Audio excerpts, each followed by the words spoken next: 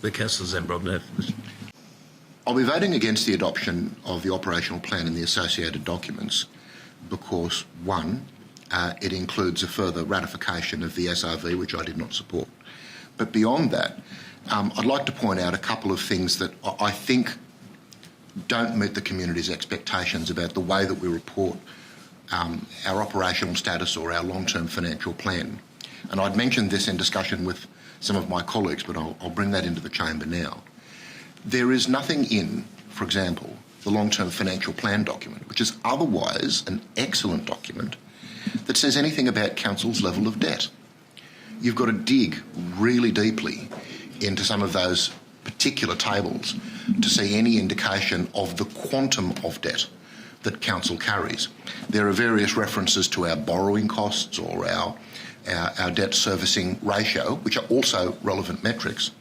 But there is nothing to tell us, or the voting public, the quantum of debt that council carries, the way that that debt is allocated, because there is such a thing as responsible debt. Debt that's applied to a purpose for capital improvement is a badge of responsibility, no objection there. There's nothing to indicate how our level of debt has changed over the years or measures up against our demographic or geographic peers, and nothing that indicates in a clear way what the projected debt will be. Now again, there is the echo of some of those things in some of the figures that appear in the long-term financial plan. I'm simply saying that for people who were interested enough to pick up such an obscure and dusty document as Council's long-term financial plan, I suspect that they would appreciate a one-page summary with an attractive infographic that draws together the relevant information and presents it in a way that's easily digestible.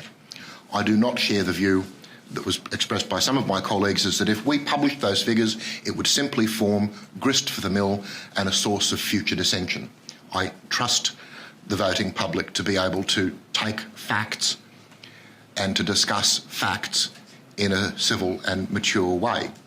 So I flagged that as a potential and future improvement to the way that we present this kind of information. I think it's a sensible thing. Thank you, Mr. Mayor.